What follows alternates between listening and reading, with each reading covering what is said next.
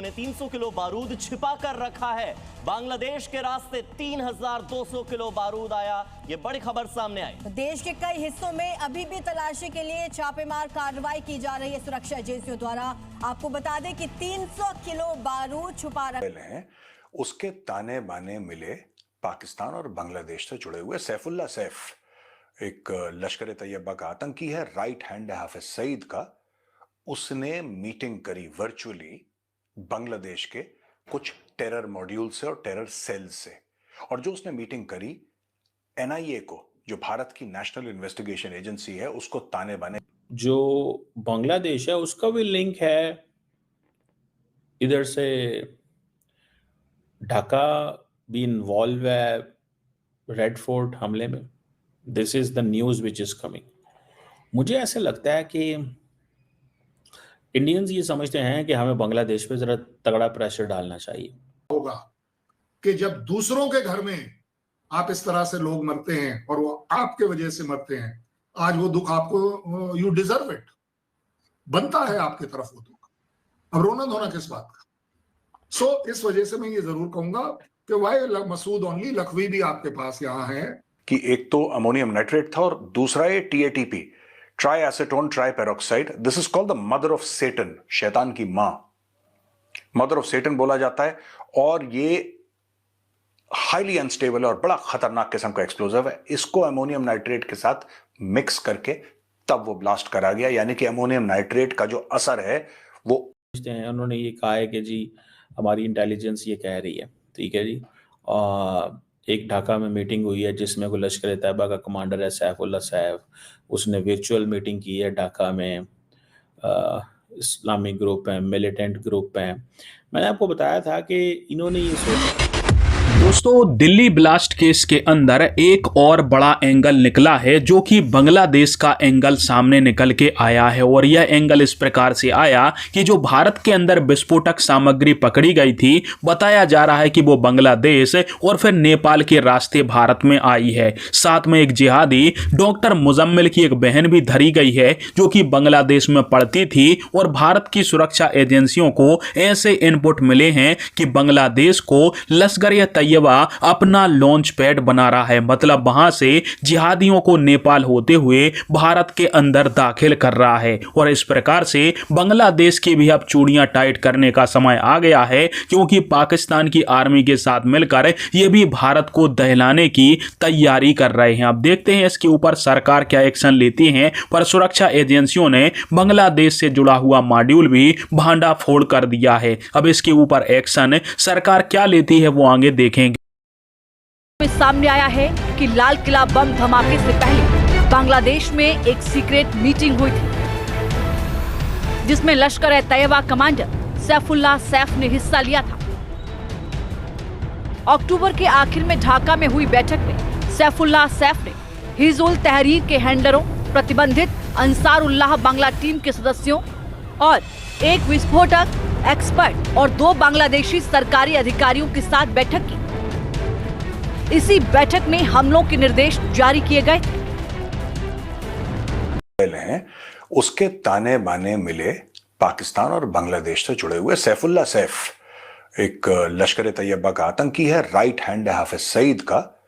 उसने मीटिंग करी वर्चुअली बांग्लादेश के कुछ टेरर मॉड्यूल से और टेरर सेल से, और जो उसने मीटिंग करी एनआईए को, जो भारत की नेशनल इन्वेस्टिगेशन एजेंसी है, उसको ताने बाने जुड़े मिले फरीदाबाद की अल-फलाह यूनिवर्सिटी से। अब आप ये समझिए दोस्तों किस तरीके से प्याज की परत खुल रही है।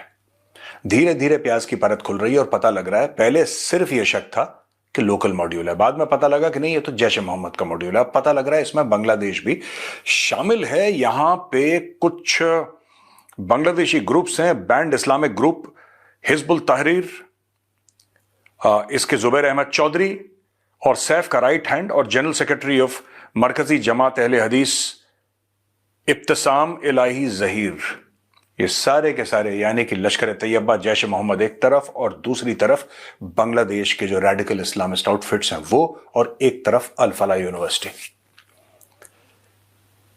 ये जो ताने बाने इसके जुड़ते हैं दोस्तों,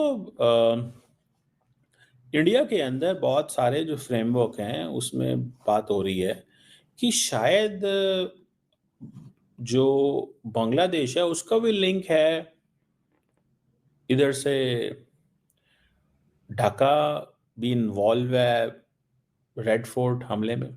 this is the news which is coming. मुझे ऐसे लगता है कि इंडियंस ये समझते हैं कि हमें बांग्लादेश पे ज़रा तगड़ा प्रेशर डालना चाहिए। इंडियन इन्वेस्टिगेशन जो है, इनकी जो NIA है, वो बांग्लादेश का लिंक भी ढूंढ रहे हैं या बना रहे हैं, व्हाटएवर, ठीक है जी। और वो कह रहे हैं जी न्यूज़ आ रही हैं।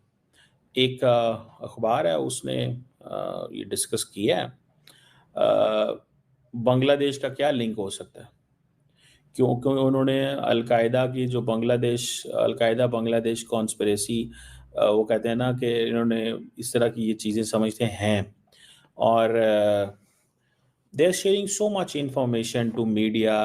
Sometimes information is shared to media for confusion, sometimes it is shared for other things, you know. तो ये एक चीज़ जो है वो that is there। एक तो ये बात हो गई। दूसरा इसमें इम्पॉर्टेंट चीज़ ये है कि जो सबसे जिसको मैं व्हाट आई अंडरस्टैंड, कि एक तरफ हम देखते हैं कि आप इंडियन लीडरशिप जो है उसने बड़ी टफ पोजीशन ली है इस सारी सिचुएशन के ऊपर। दूसरी तरफ पाकिस्तान का उस तरह जिक्र नहीं किया गया जैसे पहले किया जाता है, लेकिन गवर्नमेंट ने कोई नहीं वो जिक्र किया। इसकी भी एक लॉजिक होनी चाहिए। बांग्लादेश का जिक्र किया। समटाइम्स आप इस तरह के फीलर्स छोड़ते हैं ताकि जो सोसाइटी है, ठीक है जी, सोसाइटी को आप, ठीक है, वो करते हैं, बताते हैं कि भाई इन लाइंस पे भी सोचें, इन एंगल्स को भी जो है वो डिस्कवर करें। सो दैट इज़ देयर, मुझे लगता है। और इंडिया की जो अखबार है वो समझते हैं, उन्होंने ये कहा है कि जी हमारी इंटेलिजेंस ये कह रही है, ठीक है जी।